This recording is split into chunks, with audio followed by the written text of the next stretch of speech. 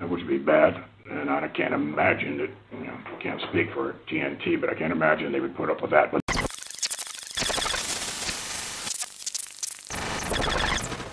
conference call. Leading today's discussion are Vince McMahon, our chairman and CEO, as well as George Barrios and Michelle Wilson, our co-presidents. Their remarks will be followed by a Q&A session. We issued our earnings release earlier this morning and have posted the release, our earnings presentation, and other supporting materials on our website, corporate.wwe.com/investors. Today's discussion will include forward-looking statements. These forward-looking statements reflect our current views, are based on various assumptions, and are subject to risks and uncertainties disclosed in our SEC filings. Actual results may differ materially, and undue reliance should not be placed on them. Additionally, the matters we will be discussing today may include non-GAAP financial measures. Reconciliation of non-GAAP to GAAP information is set forth in our earnings release and presentation, which are available on our website. Finally, as a reminder, today's conference call is being recorded, and the replay will be available on our website later today. At this time, it's my privilege to turn the call over to Vince. Good morning, everyone. As you know, our revenue is $269 million. That is what it is. We have completed our content distribution agreements in BT Sport in the UK, for Latin America, Fox Sports, and in China, PP Sports. We're excited about that, excited we can influence, or they can influence as well, the ability to do localized content in addition to enhance the content that they currently have in a more in-depth capacity. And so it's another way and a deeper way of reaching our audience and a new audience as well. Obviously, there's India and MENA to do, and we are going to be close to announcing those deals very soon. There's improvement with the key metrics over the quarter with television ratings, live event, and digital consumption. One of the things that we've done is hire 2 executive directors, one for Raw, one for Smackdown. And in doing so, it allows me to look at a longer range story arc standpoint and also spend more time on talent development and not get into the weeds as much as I've had to do in the past. That is a really, really good thing for long term as well as short term. Actually, we've seen a big result already. In addition to that, we're excited about our future, particularly on Fox when first week in October when we debut there. It's really going to be awesome. As you know, Fox broadcast reaches about 33% more homes than where we are with USA. So we're anxious to, and great promoters. And it's more of a, notwithstanding public companies, but it's more of a family type situation in which we do very well in, notwithstanding our relationship, again, with NBCU, which is a deeper relationship as well. So in any event, we're really excited about our future in terms of where we're just almost like another kickoff for us. That's about all I have to say, George. Thanks, Vince. And thanks, everyone, for joining us today for a review of our Q2 financial performance, our progress on key strategic initiatives, and our business outlook. During the quarter, we achieved adjusted OIBDA of $34.6 million, which exceeded our guidance primarily due to enhanced revenue recognized in conjunction with our recent event in Saudi Arabia. That enhanced revenue is expected to reverse in connection with an anticipated fourth quarter event in that country. We attained our second quarter financial results. We made important progress on key strategic initiatives. As Vince mentioned, we completed content distribution agreements in the UK, Latin America, and China. We prepared for the next phase of our WWE network, which initiated just yesterday, and we achieved improvement in our engagement metrics since April. As a reminder, in our first quarter earnings call, we discussed our belief that our metrics were negatively impacted by the absence of several talent. I'd like to provide an update on these important measures before discussing our content distribution or the evolution of WWE Network. As shown on page 3 of the presentation, domestic TV ratings for Raw, which declined 14% in the first quarter of 2019, improved to a year-over-year decline of 11% in June, and that occurred despite a tough comparison to Game 5 of the NBA Championship on June 10th.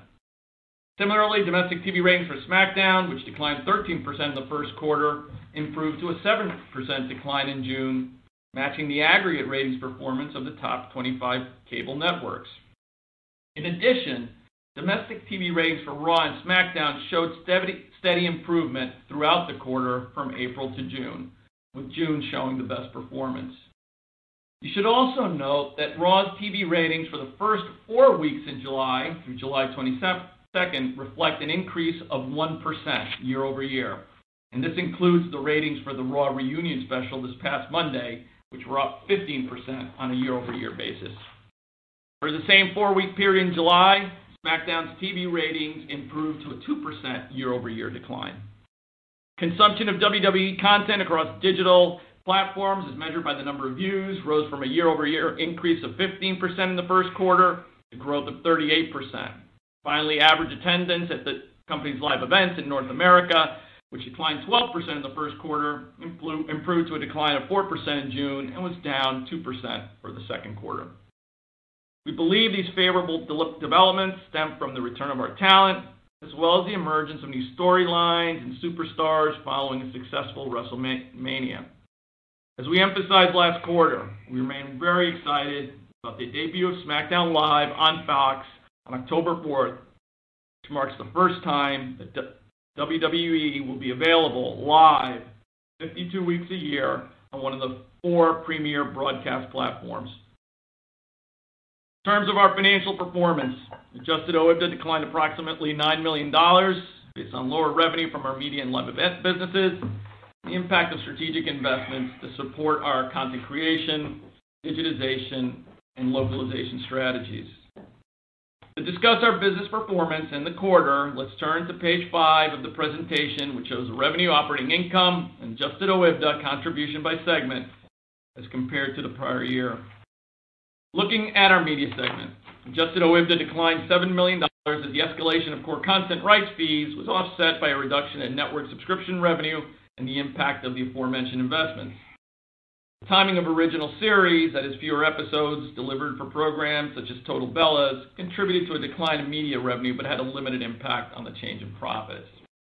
WWE Network's average paid subscribers decreased 6% to approximately 1.69 million for the second quarter, and we projected an 8% decline for the third quarter. Given this trend, we no longer expect to achieve record subscribers for 2019.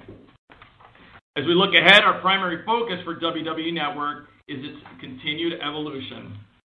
Late last night, we initiated the transition of WWE Network to a new platform created and delivered in partnership with Endeavor Streaming and Massive Interactive. The new platform provides subscribers with a better user experience, a more intuitive user interface, and much better discovery and search. More importantly, this new platform enables the introduction of new features that we've discussed previously and experiences over time, including the addition of a free tier, a premium tier, and the localization of the network into multiple languages. So we remain very excited about the long-term opportunity of WWE Network. During the quarter, we also made progress on other critical strategic initiatives, including our content distribution plans in key international markets. As both Vince and George mentioned, we completed content licensing agreements with BT Sport in the UK, Fox Sports in Latin America, and PP Sports in China. We believe these partners provide both Raw and SmackDown with strong distribution to reach both current and new WWE fan households. While producing the 2 highest-rated programs on USA Network, Monday Night Raw and SmackDown Live, we also continue to produce and develop other new original programs across platforms. On television, we launched a new season of Ms. and Mrs. on USA Network earlier this week, and we renewed Total Bellas for a 5th season on E! On our direct-to-consumer network, we added more than 90 hours of original content, including live in-ring specials such as The Shield's Final Chapter and new talent documentaries such as WWE 24, The Year of Ronda Rousey. For social and digital platforms, we created over 200 hours of content, including our Up, Up, Down, Down YouTube feature of WWE superstar Xavier Woods at E3. We also are developing a new unscripted series entitled Fight Like a Girl for the mobile-first platform Quibi, and a live-action family movie entitled The Main Event to premiere on Netflix in 2020. These new shows build upon the plans we previously discussed for a weekly studio show on Fox Sports 1, which will debut this fall. And we're also producing documentaries on our WWE legends under the A&E Biography banner, which will premiere in the first quarter of 2020. Turning to our live event business as shown on page 7 of our presentation, adjusted OIBDA from our live events declined $1.5 million, primarily due to lower revenue from our international events. Outside North America, lower ticket sales reflected the staging of 6 fewer events and weaker performance as average attendance declined 14% to 4,900. During the quarter, we continued to successfully stage large-scale events for our fans, including WrestleMania, which attracted more than 82,000 fans to a sold-out MetLife Stadium, and Super Showdown in Jeddah, Saudi Arabia. To further develop our diverse talent base that supports such events, we held our largest ever talent tryout in China last week, which featured 40 participants. And finally, we announced that we would perform in China for a 4th straight year with an event in Shanghai at the Mercedes-Benz Arena this September. In our consumer products segment, adjusted OIBDA declined slightly based on a $3.6 million reduction in revenue from the prior year quarter, primarily due to lower sales of merchandise on WWE Shop and lower royalties from the sale of toy products. As a key initiative of our consumer products business, we continue to expand our mobile game portfolio with the launch of WWE Universe. The game was developed in partnership with Glue Mobile, a marquee publisher known for its popular Tap Sports baseball game franchise. As we launch the game, we continue to increase the penetration of our mobile games. At quarter end, we had nearly 115 million installs across our entire mobile game portfolio. Additionally, in collaboration with Mattel, we secured premium merchandising space at Walmart and supported that placement with retailtainment activities in 1,300 stores over a 4-week span. On page 9 of our presentation, it shows selected elements of our capital structure. As of June 30th, 2019, WWE held approximately $296 million in cash and short-term investments, and we estimate that we have approximately $200 million in debt capacity under our revolving credit agreement. In the quarter, we had negative free cash flow of $27.5 million as compared to $66.4 million in the prior year. The change was predominantly due to the timing impact of our recent event in Saudi Arabia on working capital. This year's event was held in June, and last year's event was held earlier in the quarter in April. To a lesser extent, the change in free cash flow also reflected a $12.1 million increase in capital expenditures, the majority of which was related to the execution of our workplace plan and lower operating performance. For the third quarter 2019, we estimate adjusted OIBDA of $17 million to $22 million. This range of results represents a year-over-year decline in adjusted OIBDA primarily due to increased fixed costs, including the impact of strategic investments, as well as lower WWE Network revenue, which more than offset the escalation of core content rights fees. For the full year, we continue to target record revenue of approximately $1 billion and adjusted OIBDA of at least $200 million. This guidance assumes continued improvement in our engagement metrics, a second large-scale event in the MENA region, and the completion of a media rights deal in the MENA region. We believe we have agreements in principle with the Saudi General Sports Authority on the broad terms for the latter two items. However, this understanding is non-binding. It is possible that either or both of these business developments do not occur on expected terms and or that engagement does not improve as assumed. We've evaluated these potential outcomes and currently believe that the most likely downside to our adjusted OIBDA would be approximately $10 million to $20 million below our current outlook. Our full-year guidance reflects strong fourth quarter results, substantial revenue growth from both our new content distribution agreements in the U.S., which become effective in that period, and the aforementioned media rights deal in the MENA region. you know, we're in the process of finalizing our distribution plans for Raw and SmackDown in 2 international markets, India and the Middle East. As we stated in our last earnings call, we expect to finalize these plans later this year. And once we have added visibility for 2020 and the rest of our business, we'll provide additional perspective on our long-term strategy, key initiatives, 2020 financial performance, and a longer-term business outlook. We believe, in the context of the ongoing media industry trends, that we are well positioned to leverage our focus on content, digitization, and globalization to drive long-term growth and shareholder value. That concludes this portion of our call, and I'll now turn it back to Michael. Thank you, George. Alan, please open the lines for questions. Yes, sir. Thank you. Once again, everyone, that is *1 if you'd like to ask a question over the phones. Please make sure your mute function is turned off to allow your signal to reach our equipment. Again, that's *1 to ask a question. We'll take our first question from Curry Baker with Guggenheim. We'll take our first question from Laura Martin with Needham. Hi there, guys. Thanks for taking the question. I appreciate it. So this $10 to $20 million lower, based on, it sounds like some of that is on the Saudi Arabia. Could you remind us what's going on in Saudi Arabia under the deal terms? Because I remember you sort of came up last quarter too, and why that's having such a big impact. And then also, George, could you talk about free cash flow lower by $100 million this year? Was that related to the working capital? And what's your free cash flow outlook for the rest of the year, please?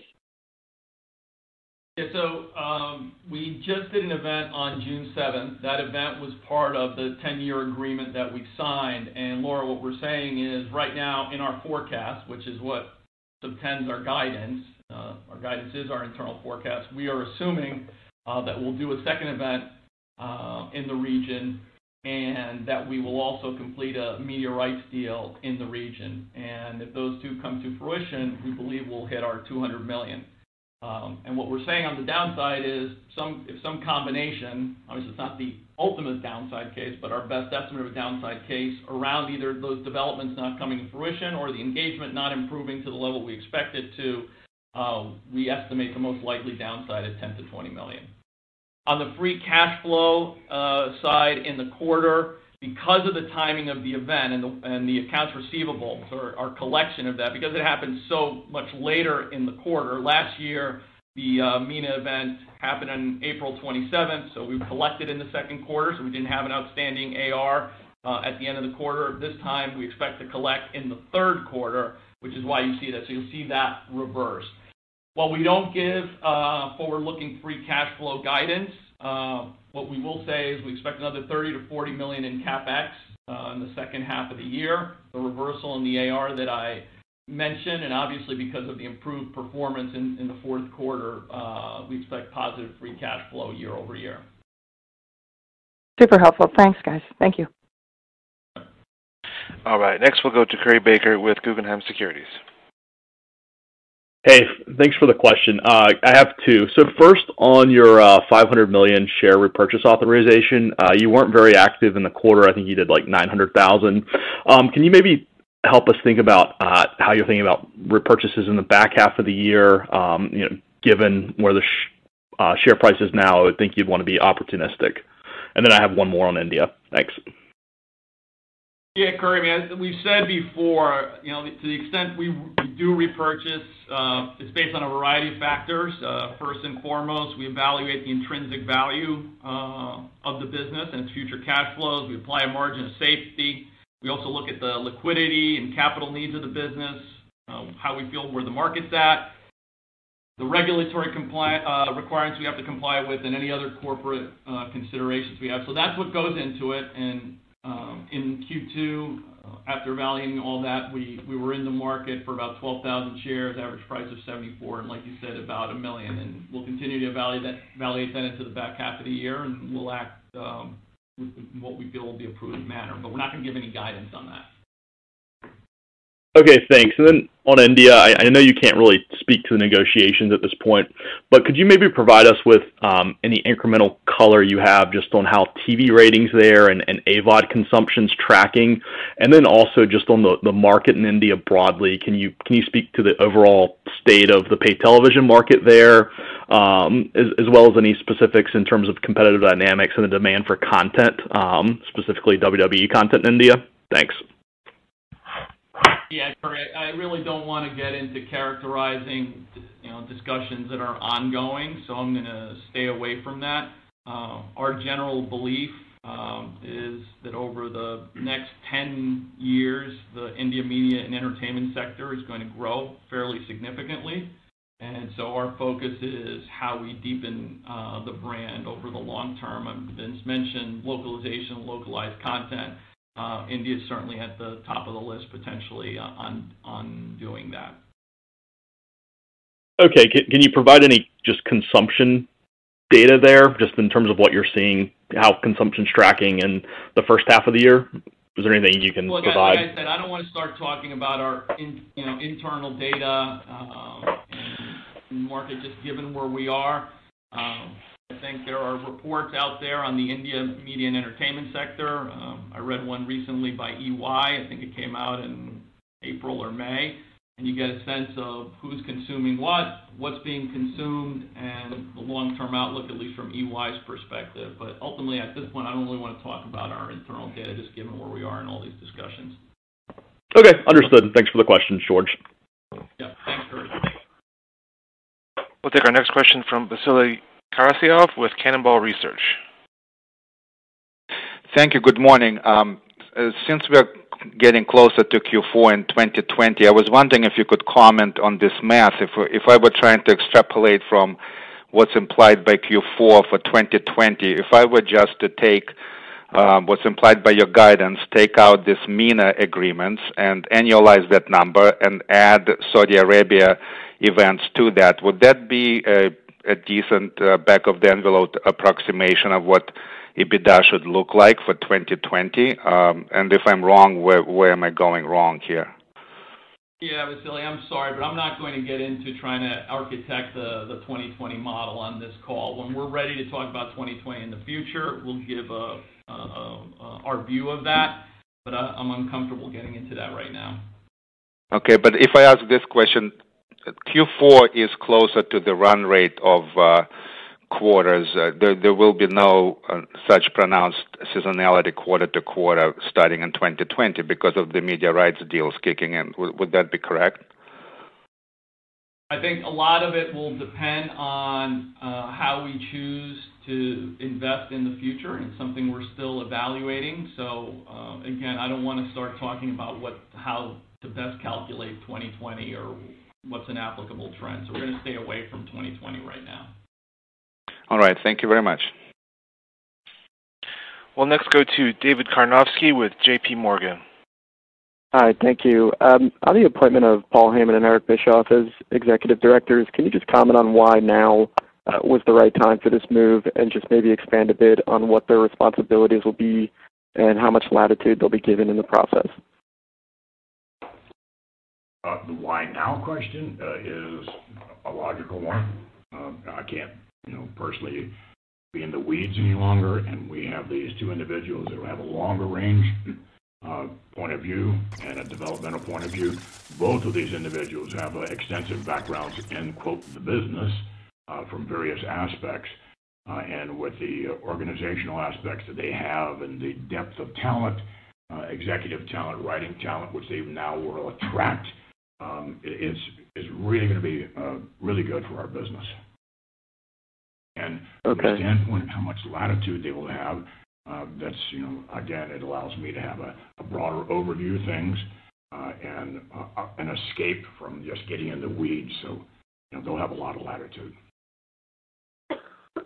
Okay, and then just shifting a bit on the Saudi events, George, can you just clarify on what's actually reversing here? Does this mean that some revenue you thought that was coming in Q4 ended up being part of the Q2 event?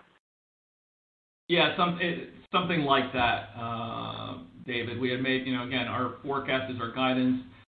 We had made a forecast around what we thought the event would generate, and there's a reversal of that. We're moving our original expectation for Q2 into Q4 and vice versa. So. Okay, and just one more if I can. Regarding the Q3 outlook, I think back at Q4 earnings, you had stated that given the investment cadence, OIBDA would be potentially flat to down. Just trying to understand the change relative to today's guide and, whether that potentially reflects a shift or maybe overall increase in your investment spend. Thanks. Yeah, I think it's a couple of things. Number one, some of the engagement metrics that we've seen, trickle into Q3, so it's a little bit lower, we believe. And then there is an impact on the investment side, both some of the year-over-year lapping, as well as as I mentioned in the prepared remarks, we've made additional investments into our content creation, our digitization strategy, and our localization. So that we thought it was important to do now, and we've done that. So that's what's driving that change that you referenced. Okay, thank you. Your next question comes from the line of Eric Handler with MKM Partners. Good morning. Thanks for the question. Wonder if you could talk a little bit about the WWE Network relaunch. How long will it take, do you think, before we start to see the tiered pricing? How long before we see some additional foreign languages being introduced or increased localization efforts? Yeah, I think the cadence will be the free tier first, which we're really excited about. The paid tier or premium tier second, and then our first additional language, we believe, after that. I think you'll start seeing things this year around that, and probably all three get done within the next 12 months or so, depending on how the rollout goes. But you'll begin to see those. Our hope is this year. Great. And just as a follow-up, with regards to the international TV deals that are done, I know you don't want to talk, the economic value of those deals, but maybe you could talk about maybe some of the reasons why you went with BT and structurally, some of the differences maybe based on the tiers that you're going to be on, or just how it increases reach both in Latin America and the UK. Yeah, look, ultimately, we make our choices based on evaluating the market, evaluating potential partners, and coming to a conclusion on the balance between economics, reach, and engagement. And in all three cases, given the current market dynamics, we feel really good where we ended up. I don't want to talk about specific clauses in agreements, but I will say generally, across all three, we've been able to, from a scope of rights perspective, get more flexibility to what we think is reach more and diverse audiences, like Vince touched on in his remarks. So we're really excited about that. But I don't want to get into the specifics again because some of this is confidential. Fair enough. Thank you very much. And once again, everyone, that is star 1 if you'd like to ask a question, star 2 to remove yourself from the queue if you find your question has already been asked. Your next question comes to the line of Ben Swinburne with Morgan Stanley. Thanks. Good morning. I have two questions. There's been a lot of press written about this sort of state of the product or state of the content. Big Variety article recently about some of the engagement and ratings trends. You guys sound pretty optimistic that you've turned the corner. And I know, George, you've caveated the guidance around continued improvement. I'm just wondering if you could spend a couple more minutes talking about how you see the state of storylines and the product on the screen currently relative to the past, 2-3 quarters where it's been moving in the wrong direction, just to see if we can address some of the controversy that's out there. And then I just wanted to ask, following up on the network, do you think some of the network, the subscriber trends have been impacted by your transition in platform? In other words, I don't know if you've maybe had less product innovation or marketing behind it because you've been waiting to move off of BAMTech onto these new platforms, or if you just think it's more chalked up to the content cycle. Thank you. As far as the content is concerned, I'll address that. we have definitely turned the corner. And again, as I mentioned, we have executive directors with each brand now. They can go into more depth. I think that notwithstanding that, we have spent more time on storylines, good ones, and also talent development. It's a combination of a lot of things, all good things thus far, coming together, and what I guess I'd call a relaunch in terms of our content.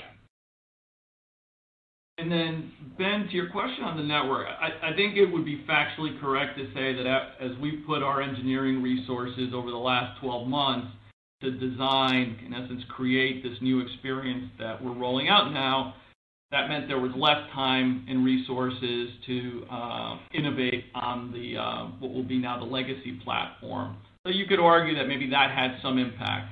However, from our perspective, we think the major impact was related to those engagement metrics. It didn't translate to the same level of year-over-year growth around WrestleMania that we've seen in the past. And just as subscription businesses are driven by both the gross ad and the retention. And for us, our biggest gross ad moment, as you'd expect, is around WrestleMania. So when that doesn't perform, when it's down year over year, it has just the mathematical repercussions into the forward time period. So we think it was more of that. But to your point, and it's hard to parse it all out, there's no doubt all you'd have to do is look at iOS or Android version history, and you'd see that we haven't done a lot of updates in the network for about 12 months because we have to make choices, we have limited resources, and those engineering resources have been really around creating and developing the new platform, which we're really excited about. Great. That makes sense. Thanks. Next, we'll go to Marcy Ryvicker with Wolfe Research. Thanks. I have two clarification questions. First of all, I thought the issue was the buyback, that you had material public information related to all of the international deals, and that's why you couldn't buy back stock. So can you just talk about that? And then secondly, we're getting asked during the call about cost phasing, because I think everyone was expecting you to lap the big increases coming into the second half of the year. Thanks. Yeah, I don't want to comment specifically on your question around MMPI. I'll say what I said around when I responded to Curry. Regulatory requirements are part of our evaluation on whether or not to execute within the buyback program. On the cost side, I mentioned it before, earlier in the year we had expected that the overlap of 2018 investments, that the comp would get easier as we move through the year, third and fourth quarter, which it does. However, we've chosen to make some additional investments based on our view that it'll create more value than delaying them. So that's why you saw the Q3 change. It's something we've decided to do. Got it. Thank you. Next, we'll go to Eric Katz, also with Wolfe Research. Hey, guys. So one housekeeping thing. As far as Q4 one-timers or non-recurrings, we have, I guess, the U.S. deal, the Saudi deal, and the Saudi event. Is there anything else that we should be aware of? Well, the deal in China, the deal in Latin America have a year-over-year impact smaller than those, which is why we didn't call them out. And I just think generally the engagement trends and the impact that that engagement have on the more transactional areas of our business, which includes our digital advertising or our consumer products businesses. So we didn't call out each independent line item, but if you think about the transactional sides of our business being more impacted by the day-to-day, that's why we need those engagement metrics to, at a minimum, stabilize or continue to improve to a point where they're back where they were, first half of last year. Okay, and then just coming back to the engagement a bit more, clearly you're addressing it head-on with the big hires. Can you talk a little bit about the intended direction of the content going forward? Because if it's going to be a bit edgier, I'm just kind of curious how your partners feel, especially Fox, because the censors are probably a bit stricter for broadcast. We're going to be a bit edgier, but still remain in the PG environment. We just haven't come anywhere close, actually, to going into another level. So that'll be something we'll do in terms of direction of content, more controversy, better storylines, etc.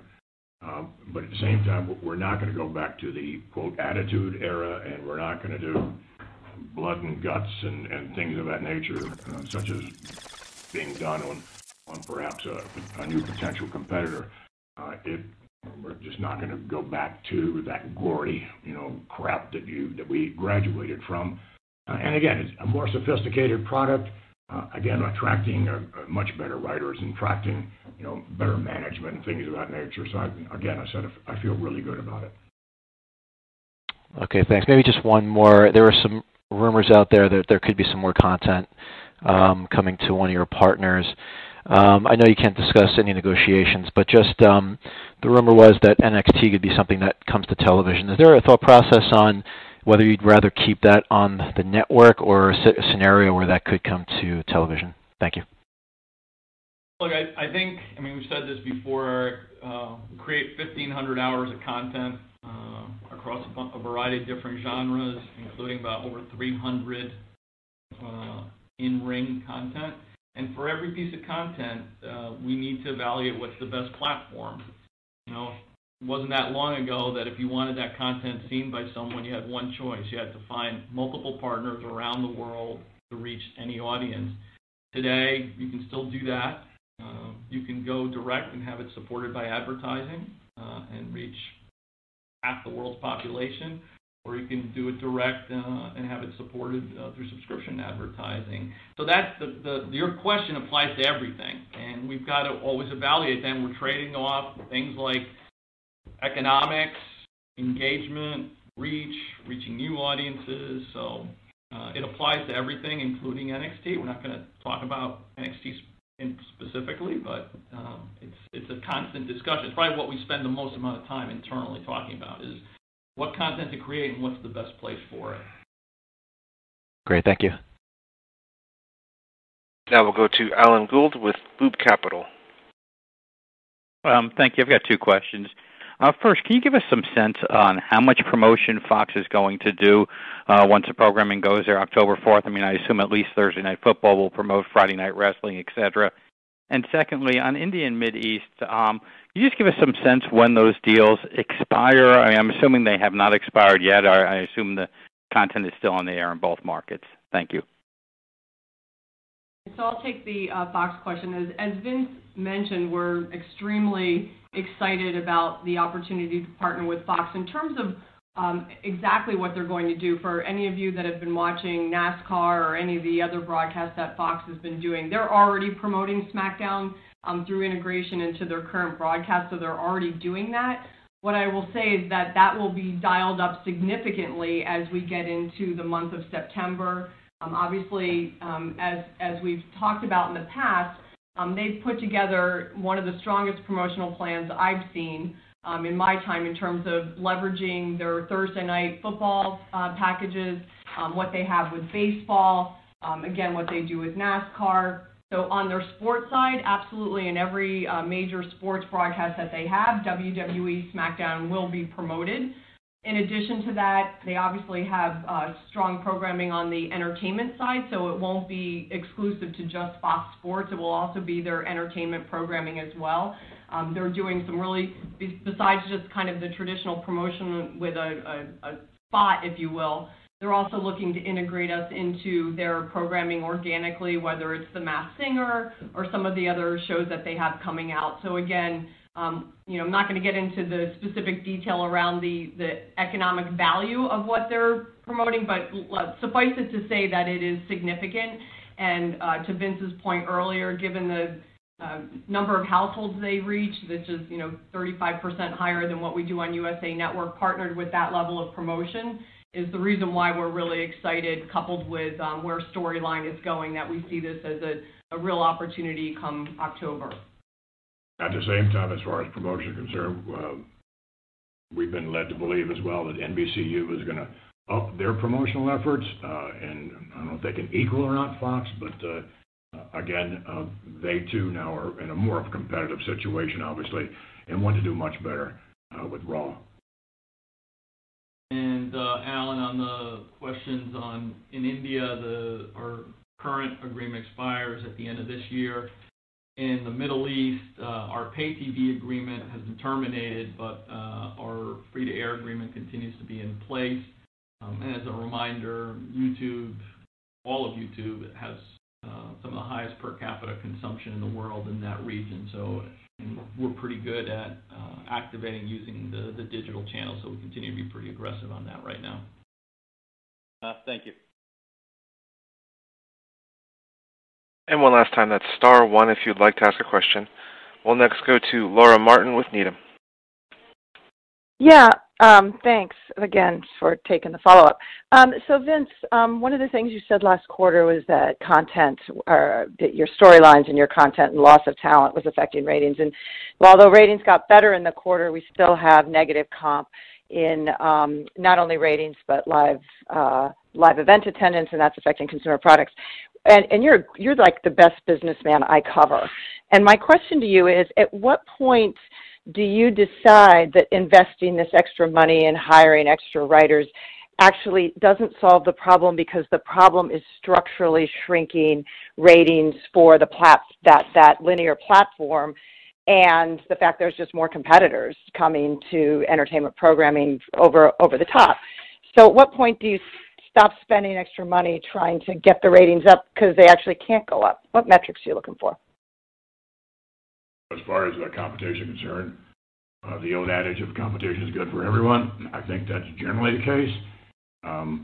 Although, again, we're hoping that, to the extent that they are competition, that they don't continue on with blood and guts and gory things that they have been doing, which would be bad.